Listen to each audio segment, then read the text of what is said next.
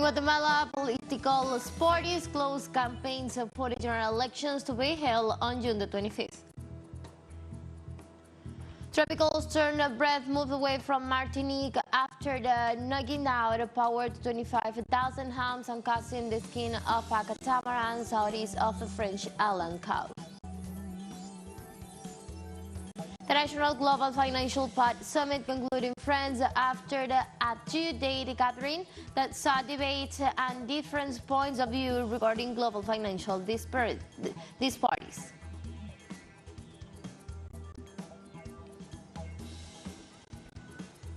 Hello, welcome to From the South. I'm Ana Marrero from the teleSUR headquarters in Caracas, Venezuela. We'll begin with the news. Stay with us.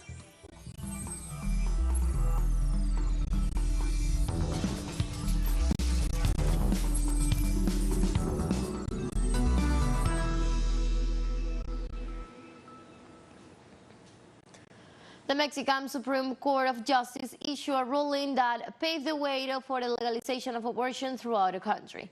Under the new rule, any woman can sue their local government demanding the right for abortion, being pregnant or not. The decision of the first chamber was issued last Wednesday and is seen as a step towards decriminalizing the voluntary termination of pregnancy in the nation as a whole, which currently contemplates different regulatory frameworks in each of its states. In this Mexican nation, only 11 states have legal abortion without the need for any justification within a defined period of time, generally between 12 and 13 weeks of gestation.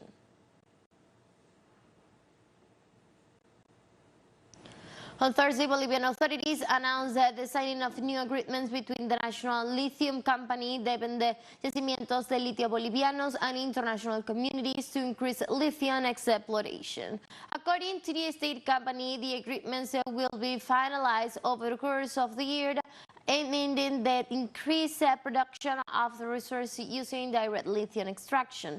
The Vice Minister of High Energy Technologies, Alvaro Arnes Prado, confirmed the first agreement was signed with the Chinese contemporary Amprex technology company to boost production and extraction of the fuel.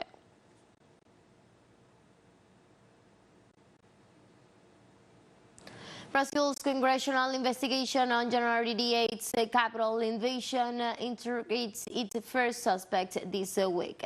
In Brazil, our correspondent Brian Mears with the details. Brazil's ongoing parliamentary investigation into the January 8th coup attempt in Brasilia brought convicted far-right terrorist George Washington Oliveira to the stand this Thursday to question him on his relationship with other far-right actors who plotted to trigger a military takeover to prevent Luiz Inácio Lula da Silva from taking office this January. The Antagonista website says that you met with a congressman around a month before your attempt to blow up a truck carrying 63,000 liters of kerosene in Brasilia airport. Who is this congressman, and what was the topic of your conversation? I will remain silent. The investigation was first suggested by allies of former President Bolsonaro, apparently as a bluff, but the governing coalition took advantage of the opportunity to use as a platform to subsidize ongoing investigations by the federal police, and it was able to guarantee a majority number of members in the committee. You are lying to keep protecting Bolsonaro. You are a faithful Bolsonarista, but you are alone, because everyone here is treating you like a lone terrorist. Nobody wants to give you a hand. You are alone. All the Bolsonaristas here have abandoned you. The original plan of the opposition seems to have been to use the investigation as a space of resistance to the Lula government, but as the majority ruled in favor of limiting it to 180 days, it seems to have backfired. The truth is that the opposition would have liked this investigation to continue until 2026, because the only thing they are interested in is bothering the government and protecting the image of the former government. Brian Meir, teleSUR, Brasilia. Protesters continue in the Argentine province of Jujuy against the constitutional reform imposed by the Governor Gerardo Morales. On Thursday, there was an on and off roadblock in the town of Purmamarca, where indigenous communities, along with state workers, maintain a campaign in the area. Throughout the province, where there were 14 roadblocks and a t-shirts protest in San Salvador de Jujuy. To reject the constitutional reform and in favor of wage increase. At the same time, mining workers marched in the capital of Jujuy in solidarity with the demonstrations. According to experts, the reform of Governor Morales aims to move forward of the lands of indigenous peoples to extract lithium. At the same time, it criminalizes social protests. The presidents of Brazil, Mexico, Chile, Colombia, Bolivia, and Paraguay addressed a joint letter to the president of the U.S. requesting him to support Argentina in the negotiation of its carrying out with the International Monetary Fund, IMF. The letter that's signed by Brazil's Lula da Silva, Mexico's Andrés Manuel López Obrador, Chile's Gabriel Boric, Colombia's Gustavo Petro, Bolivia's Luis Arce, and Paraguay's Mario Abdo Benitez was addressed to Joe Biden at a time when negotiations between the Ministry of Economy and Fund bureaucrats are at the standstill.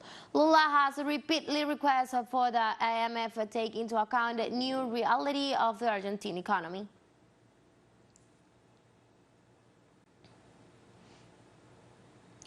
The 24th Central American Caribbean Games will be officially inaugurated on Friday at the Jorge Milagro González Stadium in the Salvadorian capital with the audience of 25,000 people. The opening ceremony will take place at 7 p.m. local time with the participation of representatives of the 37 countries and territories that will take part in the oldest regional sporting event in the world.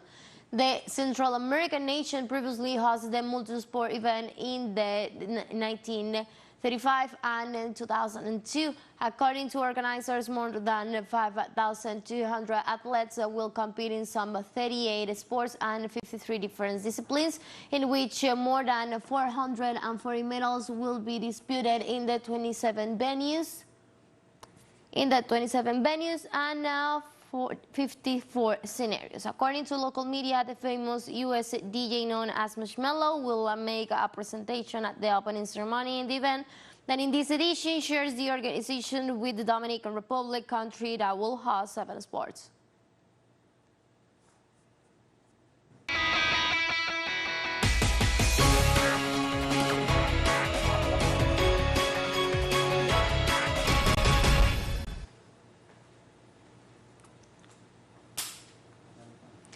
On Thursday, in Guatemala, political parties closed campaign at the general elections to be held on June the 25th. Starting on Friday, the political groups will not be able to carry out processionalistic acts due to the electoral and political parties law, which establishes that 36 hours before the voting, no campaigning activity can be carried out. Guatemala arrives to their elections in the middle of doubts and disturbs. 32 presidential candidates will participate, highest number in the recent history of a Central American country. However, 4 presidential candidates were disqualified.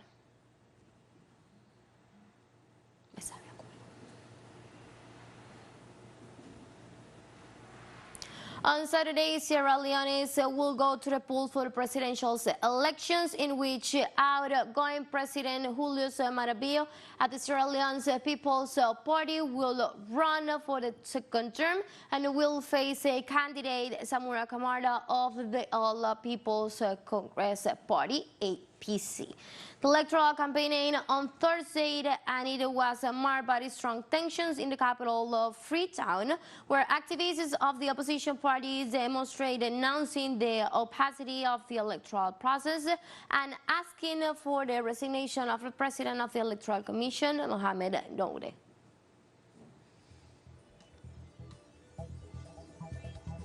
Let's take a very short break now, but remember, you can now follow us on our TikTok account as teleSUR English, in which you will be able to see news in different formats, news updates, and more. Stay tuned for more news.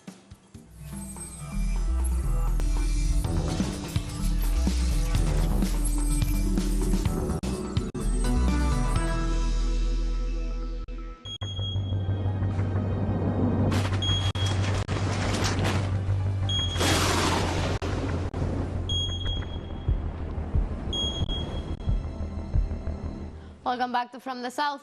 Tropical storm Bret was moving west across the Caribbean Sea on Friday at 8 after bringing high winds and heavy rains to several small islands southeast of Puerto Rico and the Dominican Republic. According to local authorities in the St. Vincent and the Grenadines, Bret damaged homes and sent more than 120 people to shelters in the Cellar Antilles Islands on Thursday. As of 11 a.m. local time on Friday, it was about 25 miles west of St. Vincent, moving at 25 miles per hour with maximum sudden winds of 60 mph, 14 mph below hurricane strength.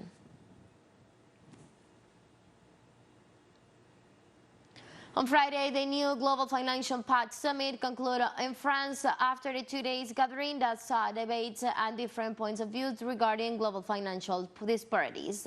According to President Emmanuel Macron, the host of the event, there is a total consensus to profoundly reform the global financial system. However, experts point out that the event ended without the expected revolution to fully accommodate the fight against global warming without compressing poverty reduction, even though the organizers had announced that the summit will be an opportunity to discuss ideas ahead of a series of important economic and climate meetings on 2023. We need also to dial into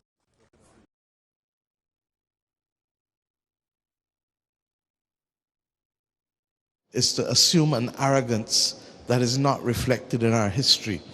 And I trust, therefore, Emmanuel, that we will leave here with a greater commitment to ensure that that urgency takes place.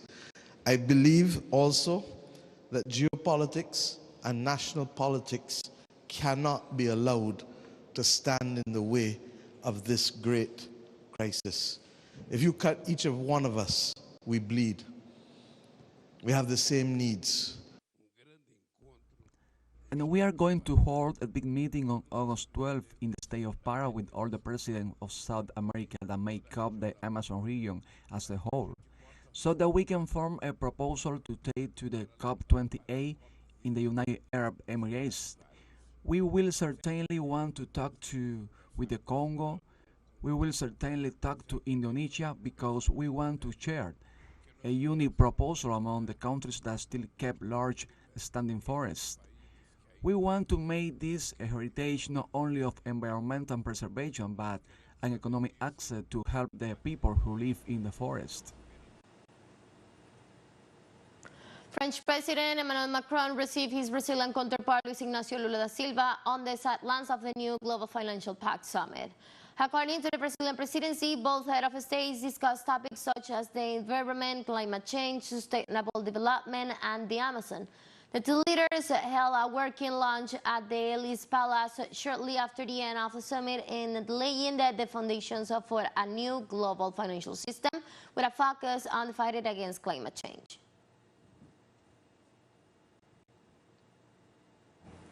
And climate activists protested in the context of the new Global Financial Pact summit that took place in Paris, stating that the less economically favorable nations take a higher toll from the climate crisis.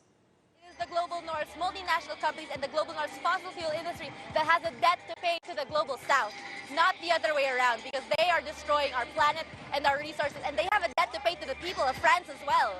We are all in this crisis together. We are not equally impacted. Countries like the Philippines will experience it a lot worse, but we all have to band together to demand for justice, to demand for no more fossil fuel finance, and to demand for debt cancellation, because that is what we need to ensure that communities and marginalized people across the world are able to access this finance and actually adapt, mitigate, and live in this climate crisis.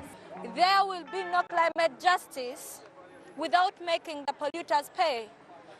It's now in the summit, the leaders come up to tax the windfall profits from the oil and gas companies to build renewables. And also my clear message to President Macron is to keep it in the ground. People from countries like mine, we cannot afford to lose more lives. We cannot afford to lose more property. We are not yet ready to cope up with the devastating impacts of climate change.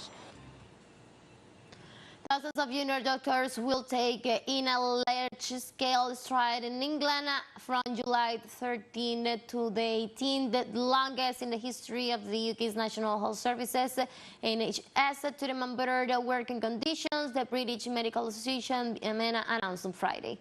It is estimated that the strike, which is already to force so far this year, will lead to the cancellation of thousands of medical appointments and surgical interventions for the Guardians.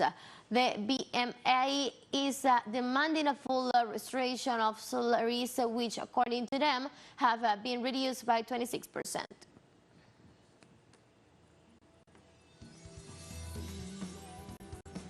We have a second short break now, but remember, we wanted to invite you to visit our YouTube channel at teleSUR English.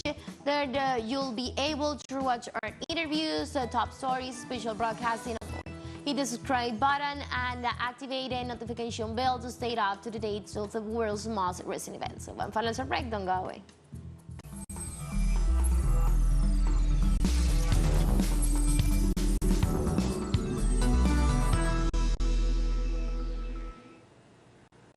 Welcome back. The United Nations High Commissioner for Human Rights, Volker Turk, warned on Thursday that violence in the West Bank might become uncontrollable due to Israel's increased use of advanced military weapons. The official's office said in a statement that Israel must urgently reject its policies and actions in the West Bank in accordance with international human rights standards, including the protection and respect for the rights to live. In this regard, Turk stressed that Israel, as a occupied power and under international humanitarian law, has an obligation to ensure the law and order and security in the occupied Palestinian territory.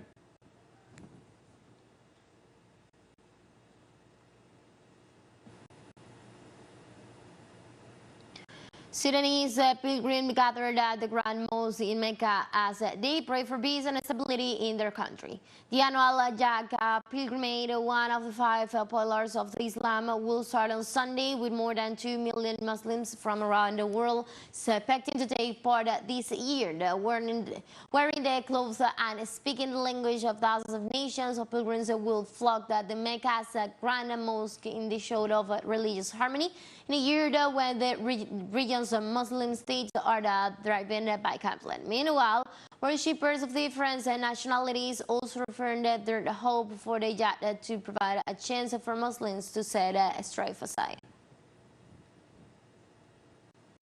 We pray to God for the end of the war in Sudan and to spread peace and make the situation in Sudan better. Hajj is a gift from God. We are relieved from the exhaustion of war in Sudan, and I hope that all Sudanese experience the same feelings as we do here. It is a very difficult time for us. Sudan is witnessing war and fighting.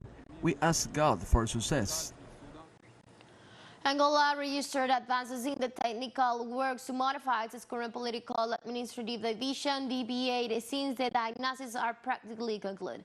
According to Angola's press agencies, the Ministry of Territorial Administration, Dionisio da Fonseca, corroborated the process of the studies and assured that only a few steps remain regarding the consultation with the citizens in some demarcation. The analysis must be concluded this year to assure that as of 2024, the General State Budget contemplates the specific needs of the new administration bodies resulting from the modification of the DPA.